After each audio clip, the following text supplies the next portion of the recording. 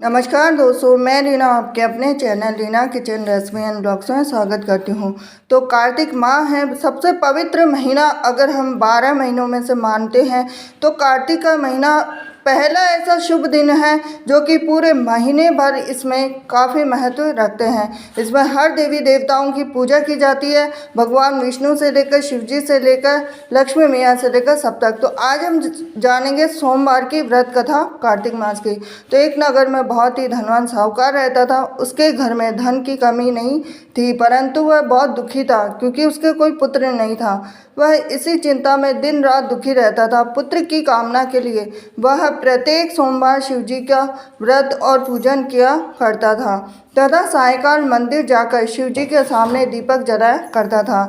उसके इस भक्ति भाव को देखकर एक समय माता पार्वती ने शिव जी से कहा कि हे नाथ, यह साहूकार आपका अनन्य भक्त है, सदैव आपका व्रत और पूजन बड़ी श्रद्धा से करता है, आपको इसकी मनोकामना पूर्ण करनी चाहिए। शिव जी ने कहा कि हे पार्वती, यह संसार कर्म क्षेत्र है। जैसे किसान खेत में जैसे बीज बोता है वैसे ही फसल काटता है, इसी तरह से मनुष्य संसार में जैसा कर्म करते हैं वैसा ही फल भोगते हैं। माता पार्वती ने अत्यंत आग्रह से कहा कि हे प्रभु, यह आपका अनन्य भक्त है और अगर इसको किसी प्रकार का दुख है तो उसे आपको अवश्य दूर करना चाहिए। आप तो सदैव अपने भक्तों पर दयालु होते हैं और उनके दुखों को दूर करते हैं। यदि आप ऐसा नहीं करेंगे तो मनुष्य आपका पूजन और व्रत क्यों करेंगे। तो माता पार्वती का ऐसा आग्रह देखकर शिव जी कहने लगे कि हे पार्वती, इसके कोई पुत्र नहीं है, इसकी इसी चिंता में यह अति दुखी रहता है। अब इसके भाग्य में पुत्र न होने पर मैं इसको पुत्र की प्राप्ति तो दे सकता हूँ, परंतु वह भी 12 वर्ष तक जीवित रहेगा। इसके पश्चात वह मृत्यु को प्राप्त हो जाएगा। इससे अधिक मैं इसके लिए कुछ भी नहीं कर सकता हूँ। माता पार्वती और भगवान शिव का यह वार्तालाप साहूकार सुन रहा था, तो इससे साहूकार को न तो प्रसन्नता हुई और न ही दुख हुआ। वह पूर्व के समय शिव जी का व्रत और पूजन करने लगा। अब कुछ समय के बाद में साहूकार की स्त्री गर्भवती हुई। घर में बहुत धूमधाम से खुशियाँ मनाई गई, लेकिन साहूकार के मन में तो था कि वो तो केवल 12 वर्ष तक जिंदा रहेगा, उसके बाद में उसकी कोई भी आयु नहीं थी। तो अब जब बालक 11 वर्ष का हो गया तो बालक की माता ने पिता से उसके विवाह करने की बात कही। अब साहूकार बोला कि अभी तो इसको पढ़ाई लिखाई के लिए काशी भेजो, फिर उसके बाद में इनका विवाह करेंगे। अब साहूकार ने बालक के मामा को बुलाकर उसको बहुत सारा धन देकर बालक को काशी पढ़ने भेज दिया। अब रास्ते में जावे तो यज्ञ ब्राह्मण को करावे, दक्षिणा देते हुए जावे। तो दोनों मामा भांजे यज्ञ करते हुए गए, ब्राह्मण को भोजन कराते हुए गए। अब रास्ते में एक शहर पड़ा और उस शहर के राजा की कन्या का विवाह हो रहा था, परंतु जो राजकुमार विवाह करने के लिए आया था वो तो खुद ही करना था।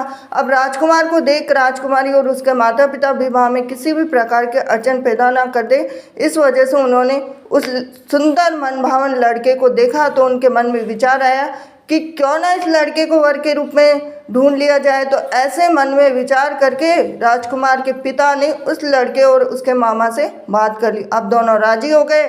दूल्हे का वेश बनाकर उनको कपड़े पहनाकर घोड़ी पर बिठा दिया। अब कन्या के द्वार पे पहुंचे तो सभी कार्य उनकी प्रसन्नता से पूर्ण हो गए। अब राजकुमार के पिता ने सोचा कि यदि विवाह का कार्य भी उसी लड़की से करा दिया जाए तो क्यों बुराई है, इसमें कोई बुराई नहीं है। तो ऐसा विचार कर लड़के और उसके मामा से कहा, यदि आप फेरों और कन्यादान के काम को भी करा दें तो आपकी कितनी कृपा होगी।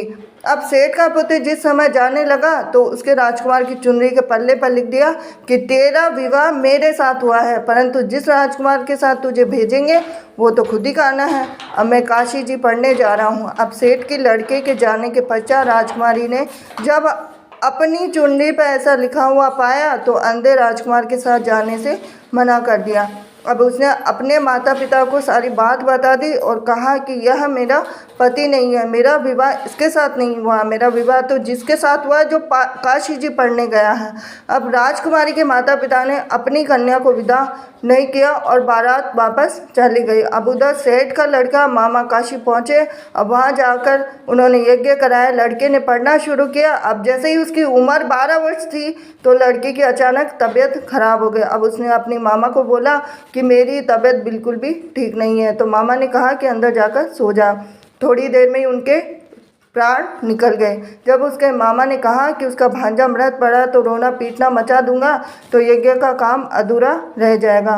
अब यज्ञ का कार्य जैसे ही समाप्त हुआ तो सबने रोना पीटना शुरू कर दिया। अब उधर से माता पार्वती और शिव जी जा रहे थे। जब उन्होंने ज़ोर ज़ोर से रोने की आवाज़ सुनी तो पार्वती जी कहने लगे कि हे नाथ, कोई दुखिया रो रहा है, इसके कष्ट को दूर कीजिए। जब शिव पार्वती वहाँ पहुँचे तो उन्होंने पाया कि वहाँ एक लड़का था, उसको आपने वरदान से उत्पन्न हुआ है। तो शिव जी ने कहा कि हे पार्वती, इसकी आयु इतनी ही थी, वह भोग चुका है। तो पार्वती जी ने कहा कि हे नाथ, इस बालक को और आयु दे दो, नहीं तो इसका माता पिता तड़प तड़प कर ही मर जाएंगे।